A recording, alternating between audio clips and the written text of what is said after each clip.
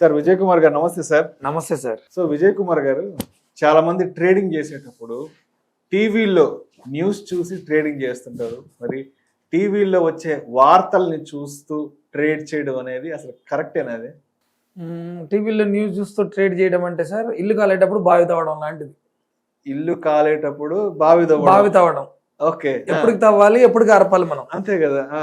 News వచ్చింది అంటేనే stock market అనేది పెద్ద ఓషన్ సార్. ఓషన్ అది అంతే. మన individual traders can't compete with them, అదైతే పక్కా. మరి ఎందుకు ట్రేడింగ్ చేయాలి? మరి ఇంత పెద్ద ఓషన్ లో మరి చిన్న చిన్న మనం అందరం ఎందుకు ట్రేడింగ్ చేయాలంటే మనకంటూ ఒక సెకండ్ ఇన్కమ్ కావాలి. ఈ వచ్చే పోర్ట్ఫోలియో ఇన్కమ్ మనకు సరిపోదు, మన ప్రొఫెషన్ ద్వారానో మన బిజినెస్ ద్వారానో వచ్చేది సరిపోదు, కాబట్టి మనం ట్రేడింగ్ లోకి వచ్చాం.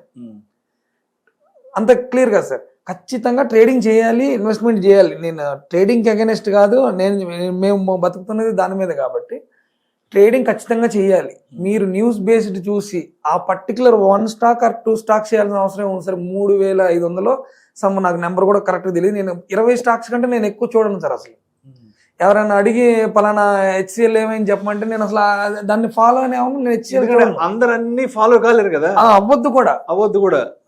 ఇప్పుడు ఇది జోదము, ఇది గుర్ర పందేలు అది అంటారు సార్. 10 గుర్రాలు బాగా పరిగెడుతున్నాయని తెలుసుకున్నారు 100లో.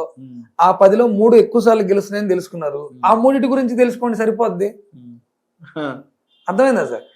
ఈవెన్ మనం గనక ఇది నిజంగానే గుర్ర పందెం అనుకుంటే 100 గుర్రాలు పరిగెడుతున్నాయి, 100ని మీరు ట్రాక్ చేయలేరు, మీరు బైనోకల్స్ పెట్టుకుని చూడలేరు. బాబు బాగా గెలిచేది ఏంటి? 10 బాగా విన్ అయ్యేటటువంటి stocks Reliance, SBI, Kotak bank, ఈ 10 మీద మీరు టైంని ఇన్వెస్ట్ చేయండి, జరగనివ్వండి. న్యూస్ బేస్లో దివిష్ ల్యాబ్ మీద ఇది జరిగింది, లేదంటే అదాని ఎంటర్టైన్మెంట్ మీద స్కామ్ జరిగింది, లేదంటే ఇంకొకటి టైటాన్ మీద ఇష్యూ ఉన్న వాటి మీదకి ఎందుకు? అందులోనే నువ్వు హీరో జీరో అవ్వాలని ట్రై చేస్తుంటారు సార్. మార్కెట్లో హీరో జీరో స్ట్రాటజీస్ అని కొన్ని ఉంటాయి సార్. రేపు మార్నింగ్ రిజల్ట్స్ రాబోతుంది, అది హీరో జీరో అవ్వాలని. మార్కెట్ ఎప్పుడు మనల్ని జీరోనే చేస్తుంది. You will never make hero in front of markets. అందుకని మీకు నచ్చినటువంటి 10 స్టాక్స్ని పట్టుకోండి. ఆ 10 స్టాక్స్ మీద ఒక 4-5 స్ట్రాటజీలు ఎవరి దగ్గర మా లాంటి ఇన్స్టిట్యూషన్స్ నుంచి నేర్చుకొని వాటి మీద అప్లై చేయండి తప్ప టీవీ చూస్తూ ట్రేడింగ్ మాత్రం చేయకండి. అసలు టీవీ పెట్టొద్దు అసలు. ముందు టీవీ ముందుండి ట్రేడింగ్ చేయొద్దు, న్యూస్ పేపర్లో చదివి ట్రేడింగ్ చేయొద్దు, న్యూస్ బేస్డ్ ట్రేడింగ్ చేయకండి, ఎక్స్పైరీ రోజు హీరో జీరో ట్రేడ్లు చేయకండి. ఆప్షన్ ట్రేడింగ్ ఎవరన్నా మాలాంటి వాళ్ళ వ్యక్తుల కమ్యూనిటీలో ఉండి మాత్రమే ఆప్షన్ ట్రేడింగ్ చేయండి, డబ్బుల్ని కాపాడుకోండి. సో ఇప్పుడు ట్రేడింగ్ చేయడానికి ఒక డేలో ద బెస్ట్ టైం అంటే ఏం చెప్తారు? బెస్ట్ టైం ఫ్రేమ్స్ ఒక 4 నుంచి 5 వరకు దొరుకుతాయి సార్ మనకి. ఇప్పుడు సపోజ్ బాహుబలి సినిమా ఉందనుకోండి సార్. బాహుబలి సినిమాని మళ్ళీ మీరు 2వ సారో 3వ సారో చూడాలంటే ఏం చేస్తారు? కామెడీ స్కిప్ చేసి ఆ ఫైట్ సీన్ ఇంకోటి ఎలాగైతే మనం బెస్ట్ సీన్స్ ఎలా అయితే పట్టుకుంటామో మీరు అన్నట్టు బెస్ట్ టైమింగ్ ఉంది సార్. 9:15కి మార్కెట్ ఓపెన్ అయితే ఒక ఫస్ట్ 5 to 8 minutes 10 minutes అసలు బాగా హైలీ ఫ్లక్చువేషన్ ఉంటుంది సార్. అది మన లాంటి ఇండివిజువల్ ట్రేడర్స్ కి కాదు. ఒక 15 నిమిషాలు దాన్ని వదిలేసిన తర్వాత మీరు ఇందాక మాటలు అన్నారు, ఏది ఓపెన్ రేంజ్ బ్రేక్అవుట్, ORB అంటారు దాన్ని. Open range breakout. ఈ 15 నిమిషాల క్యాండిల్ పైకి వెళ్తేనేమో నేను బై సైడ్కి వెళ్తా, ఈ 15 నిమిషాల క్యాండిల్ కిందకు వస్తేనేమో నేను సెల్ సైడ్కి వస్తా. ఈ 15 నిమిషాలు ఓపిక్గా లేక క్యాపిటల్ పోగొట్టుకునే వాళ్ళు బోల్డ్ మంది ఉంటారు. ఫస్ట్ 15 minutes క్యాపిటల్ పోగొట్టుకునే వాళ్ళని అడగండి, ఫస్ట్ 15 minutesలో పోయిన వాళ్ళు ఉంటారు. ఈ ఓపెనింగ్ రేంజ్ బ్రేక్అవుట్ అనేది 15 నిమిషాలు ఓపిక పట్టు. మార్కెట్లో కొట్టుకునే వాళ్ళని కొట్టుకోనివ్వు, మార్కెట్ని సెటిల్ అవుతుంది. నా డైరెక్షన్ ఇదని మీకు ఒక ఇండికేషన్ ఇస్తుంది. ఆ పేషెన్స్ మీరు పెట్టుకోండి. Patience is equal to profits అని మనకి స్టాక్ మార్కెట్లో చెప్తారు sir. Patience is equal to profits. అదేవిధంగా 9:30 నుంచి మీరు ట్రేడింగ్ చేసుకోవచ్చు సార్, బెస్ట్ టైం. తర్వాత మళ్ళీ 1 to 2:30, తర్వాత మళ్ళీ 3 నుంచి 3:15, ఇలా ఒక 2-3 టైం ఫ్రేమ్స్లో మాత్రమే మీరు ట్రేడింగ్ చేయడానికి డిసైడ్ అవ్వండి. మీకు డబ్బులు పోయే ఛాన్సెస్ చాలా తగ్గిపోతాయి. అదేవిధంగా gap up, gap down trading అంటే ఏంటి? గ్యాప్ అప్ మీన్స్ మనం ముందు రోజు ట్రేడింగ్లో ఉన్నాం సార్. మనం ముందు రోజు ట్రేడింగ్లో 3 o'clock నాకు తెలిసి మేము ఒక 2:30 నుంచి ట్రాక్ చేస్తూ ఉంటాం. ఇది ఏ స్టాక్లో ఎక్కువ వాల్యూమ్ ఇన్ఫ్యూజ్ అవుతుంది, వాల్యూమ్ షాకర్స్ ఏమన్నా, వాల్యూమ్ షాకర్ అంటే అమ్మ ఎంత వాల్యూమ్ వచ్చింది ఏంటి అనేది, ఏదన్నా వాల్యూమ్తో క్లోజ్ అవుతుందా, లేదంటే ఈ డే హైని బ్రేక్ చేసి ఏమన్నా స్టాక్స్ క్లోజ్ అవుతున్నాయని మనం ట్రాక్ చేస్తూ ఉంటాం సార్. ఎందుకు ట్రాక్ చేస్తామంటే ఈ డేలో ఇది ప్రాఫిట్లో ఉంటే రేపు మార్నింగ్ కూడా ప్రాఫిట్లోనే ఓపెన్ అవుతుంది, 90% ఓపెన్ అవుతుంది అనే ఒక హోప్తో మనం దాన్ని ఇది చేస్తూ ఉంటాం. దీనికే గ్యాప్ అప్ ఓపెన్ అవుతుంది కదా అని చెప్పి మనం ముందు రోజు ఆ స్టాక్ను కొంటాం. దీనికి కొనడానికి కూడా కొన్ని స్ట్రాటజీస్ ఉన్నాయి సార్. ఓన్లీ ప్రైస్ మాత్రమే చూసి ఎంటర్ అవ్వకూడదు. లేదు ఈరోజు స్టాక్ న్యూస్ ఏదో బ్యాడ్గా వచ్చింది దాని మీద, ఈ స్టాక్ ఈరోజు బాగా డే లోలో క్లోజ్ అవుతుంది, డే లోలో దానికి ఉన్నటువంటి 1000 రూపాయల నుంచి 900కి వచ్చింది, 900లోనే దగ్గర క్లోజ్ అవుతుంది, ఇది రేపు మార్నింగ్ ఇంకా లోలో క్లోజ్ అవ్వచ్చు అనేది. సపోజ్ నిఫ్టీ సార్, ఈ మధ్య అసలు గ్యాప్ అప్లు గ్యాప్ డౌన్లు అనేవి ఫ్రీక్వెంట్ గా కనిపిస్తున్నాయి నిఫ్టీల్లో. గ్యాప్ అప్ అయితే 300 పాయింట్స్, గ్యాప్ డౌన్ అయితే 300 పాయింట్స్. గ్యాప్ అప్ అంటే ముందు రోజు క్లోజింగ్ నుంచి ఒక ఎక్కువ ఫార్ అవేలో ఓపెన్ అవ్వడం గ్యాప్ అప్, ముందు రోజు క్లోజింగ్ నుంచి ఫార్ డౌన్ లో ఓపెన్ అయితేనేమో గ్యాప్ డౌన్. సో అదేవిధంగా market order versus limit order అంటారు కదా, ఏంటది? మనం ఒక రిలయన్స్ ఉంది సార్, రిలయన్స్ ని ఒక 1300 లో బై చేయాలనుకున్నాం అనుకోండి, 1300 ఉంది అక్కడ, మార్కెట్ ప్రైస్ 1300 ఉంది, మీరు ఎంటర్ అయ్యారు 1300 లోనే కొనేసారు, దాన్ని మార్కెట్ ఆర్డర్ అంటాం సార్. లేదు నేను 1320 దీని డే హై, ఏది ఈ రోజు రిలయన్స్ డే హై 1320 ఉందనుకోండి సార్, ఈ 1320 బ్రేక్ అయితేనే నేను తీసుకుంటానంటేనేమో దాన్ని లిమిట్ ఆర్డర్ అంటాం సార్. ఉన్నది ఉన్నట్టుగా ప్రైస్ లో కొనటమేమో మార్కెట్ ఆర్డర్, లేదు నేను some particular point of price వచ్చిన తర్వాత కొంటా అంటేనేమో limit order sir. So Vijay Kumar గారు, ఇప్పుడు ట్రేడింగ్ గురించి మాట్లాడుకున్నప్పుడు తప్పనిసరిగా రిస్క్ మేనేజ్మెంట్ గురించి కూడా మాట్లాడుకోవాలి కాబట్టి మన క్యాపిటల్ని అసలు ఎలా ప్రొటెక్ట్ చేసుకోవాలి? అసలు క్యాపిటల్ని ప్రొటెక్ట్ చేసుకోవడం మాత్రమే మనం చేయాల్సిన పని సార్. మార్కెట్లో మనం బై చేసినప్పుడు ఆ ఇండివిజువల్ స్టాక్ మూవ్ అవుతుందా మూవ్ అవ్వదా అనేది మన చేతుల్లో లేదు సార్. మనం బ్యాక్ టెస్ట్ చేసుకున్నటువంటి ఏదైనా ఒక స్ట్రాటజీ ప్రకారం మీరు ఎంటర్ అయ్యారు, ఖచ్చితంగా stop loss is the god for trading.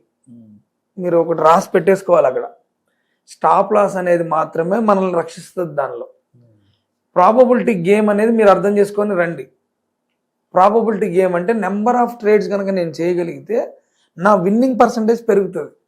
అంటే మీ దగ్గర ఉన్నటువంటి క్యాపిటల్ని మీకు నచ్చినటువంటి ఒకటే ట్రేడ్లో డిప్లాయ్ చేయకండి, 4 ట్రేడ్లకు పెట్టుకోండి. మీ దగ్గర 50,000 ఉంది, 4 ట్రేడ్లలో 4 ఐడియాస్ మీన్స్ ఐదర్ ఎవరన్నా సలహాలు, మాలాంటి వాళ్ళ సలహాలు కానీ, లేదా మీ ఓన్గా రీసెర్చ్ చేసి బ్యాక్ టెస్ట్ చేసినటువంటి స్ట్రాటజీ కానీ, లేదా ఆ రోజు ఉన్నటువంటి ప్రైజ్ యాక్షన్ను ఇంకోటి మీరు నమ్ముకొని దిగినటువంటి, పేషెన్స్గా వెయిట్ చేసిన తర్వాత మాత్రమే మీ క్యాపిటల్లో 25 to 30% పెడతారు మీకు నచ్చినటువంటి ఒక ట్రేడ్లో. దీనిలో సమ్ పాయింట్లో స్టాప్ లాస్ వస్తే మీరు ఎగ్జిట్ అవ్వాలి. ఒక ట్రేడ్ ఫెయిల్ అయ్యారు, రెండో ట్రేడ్లో ఇంకొక 25% పెట్టారు, ఇది కూడా ఫెయిల్ అయ్యారు, మూడో ట్రేడ్లో పెట్టారు, ఇది మీకు అనుకున్నటువంటి ఫస్ట్ టార్గెట్ ఏదో ఇచ్చింది, ఒక 25% మనీ వస్తుంది. మీరు 20,000 పెట్టారు, ఒక 4,000 వస్తుంది, ప్రాఫిట్ బుక్ చేసుకోండి. లేదు మీరు 20,000 పెట్టారు, ఒక 5,000 6,000 వస్తుంది, ప్రాఫిట్ బుక్ చేయండి. ఇలా ప్రాఫిట్ బుకింగ్ కానీ స్టాప్ లాస్ కానీ, అంటే ఎంట్రీ ఫిక్స్డ్ ఉండాలి, ఎగ్జిట్కి రూల్స్ మాత్రం స్ట్రిక్ట్గా ఫాలో అవ్వాలి, ప్రాఫిట్ బుకింగ్ మాత్రం ఖచ్చితంగా చేయాలి. మీకున్న క్యాపిటల్ని 4 భాగాలుగా విభజించిన తర్వాత మాత్రమే చేయాలి. పొజిషన్ సైజింగ్ అన్నారు మీరు, ఈ ₹1,00,000 పొజిషన్ సైజింగ్ ఒకటే ట్రేడ్ కొనేస్తే గుర్తుపెట్టుకోండి, ఈ ట్రేడ్ కనుక నాకు రివర్స్లో జరిగితే నేను ఈ లాస్ని తట్టుకోగలనా లేదా, ట్రేడ్ రివర్స్లోనే జరిగిద్ది అనుకుని మీరు ఎంటర్ అవ్వండి. Expecting worst doing your best, ట్రేడింగ్లో quotation, expecting worst doing your best. అది సార్, క్యాపిటల్ని స్టాప్ లాస్తో ప్రొటెక్ట్ చేసుకోవాలి. అదేవిధంగా డ్రా డౌన్ రికవరీ ఎలా అవ్వాలి? క్యాపిటల్ పోయిన వాళ్ళంతా ఏం చేస్తారంటే సార్, ఇప్పుడు అతను గతంలో 1 సంవత్సర కాలంలో ఒక 30 లక్షలు ఏమో పోగొట్టుకుని ఉంటాడు, ఇప్పుడు ఒక 3 లక్షలతోనో 5 లక్షలతోనో మళ్ళీ స్టార్ట్ చేస్తాడు. ఈ 3 లక్షలతో 5 లక్షలతో ఈ ఎగ్జాక్ట్ ఆ 30 లక్షలు రికవరీ చేసేయాలి ఈ 6 నెలల్లోనో. పోగొట్టుకుందేమో 1.5-2 సంవత్సరాలు పోగొట్టుకున్నాడు సార్. పోగొట్టుకున్న అమౌంట్ కూడా పెద్దదే, కానీ రెండోసారి వచ్చాడు, కంబ్యాక్ రావడం మంచిదే, మనం ఫోకస్డ్గా ఉండడం లేదా కంబ్యాక్ ఇవ్వడం మంచిదే. కానీ మనకు తెలియాల్సిన సత్యం ఏంటంటే, మార్కెట్కి నీ ఫైనాన్షియల్ గోల్స్తో సంబంధం లేదు, మార్కెట్కి నీ ఎమోషన్స్తో సంబంధం లేదు, నీ పెయిన్తో సంబంధం లేదు. ఇది కూడా ఇదే 3 lakhsని ఫస్ట్ ఆఫ్ ఆల్ ఎంటీ కప్తో మన మైండ్ సెట్ ఎంటీ అయిపోవాలి sir. Never regret with your past trades, first rule అది. Never compare your trading with others, second rule. మనం పాస్ట్ని మైండ్లో పెట్టుకొని చేసామనుకోండి, బ్యాక్ మిర్రర్ చూస్తూ డ్రైవింగ్ చేసినట్టు, అంతే కదా సార్. బ్యాక్ మిర్రర్ చూస్తూ డ్రైవింగ్ చేస్తే we will fall in accident anywhere. అది అంటే మనకేంటంటే పోయిందంతా వదిలేయండి, కొత్త దాంతో వచ్చారు కదా, ఈ డ్రా డౌన్ ఇమ్మీడియట్ గా రికవర్ చేయాలనే ఆలోచనతో రాకండి. Slow and steady I can win this race అని చెప్పి రండి. ఎక్కువ కాలం నేను మార్కెట్లో ఉండాలి కాబట్టి క్యాపిటల్ని ప్రొటెక్ట్ చేసుకుంటూ తక్కువ లాభాలు తీసుకొని ముందు మీ మైండ్ని చాలా పీస్ఫుల్గా మనీ మ్యాగ్నెట్గా తయారు చేయండి. రోజుకి 1000 రూపాయలు గ్రీన్లో కనబడ్డా మీ మైండ్ చాలా ఫ్రెష్గా ఉంటుంది.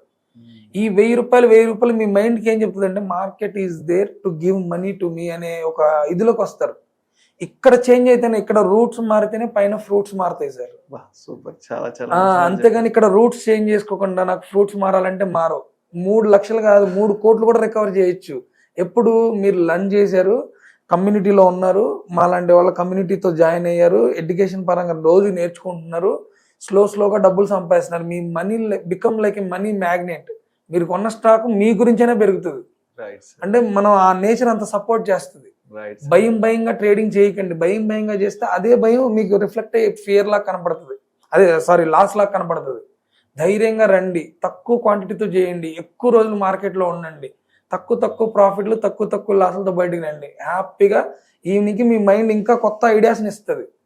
ఎక్కువ పొజిషన్ కొనేసి స్టాప్ లాస్ లేకుండా ఉండి నైట్ నిద్ర లేకుండా టెన్షన్ పడుతూ రేపొద్దున్న ఏమైతే ఈ టెన్షన్లన్నీ వదిలేస్తే సగం market will give you money. అవన్నీ మేము చేసాం సార్. డబ్బులు పోగొట్టాం, నిద్ర లేకుండా ఉన్నాం, అన్ని రకాల తప్పులు చేసేసాం మేము. అన్ని తర్వాత ఈ గురువుల వల్ల మనం నేర్చుకొని ఇప్పుడు కొద్దిగా ఏదో దాని మీద ఇదవుతున్నాం. Thank you sir, thank you so much Vijay Kumar గారు. Thank you sir. ట్రేడింగ్కి సంబంధించి అన్ని రకాల చాలా ఇంట్రెస్టింగ్ ఫ్యాక్ట్స్ గురించి, మరీ ముఖ్యంగా ట్రేడింగ్ సైకాలజీ గురించి, అంటే సైకాలజీ పరంగా మైండ్ సెట్ పరంగా మనం ఎలా ఉంటే ట్రేడింగ్ చేయొచ్చు అన్న దాని గురించి చాలా మంచి విషయాలు మన సుమన్ టీవీ ఆడియన్స్ షేర్ చేసుకున్నారు. Thank you so much Vijay Kumar. Thank you so much sir.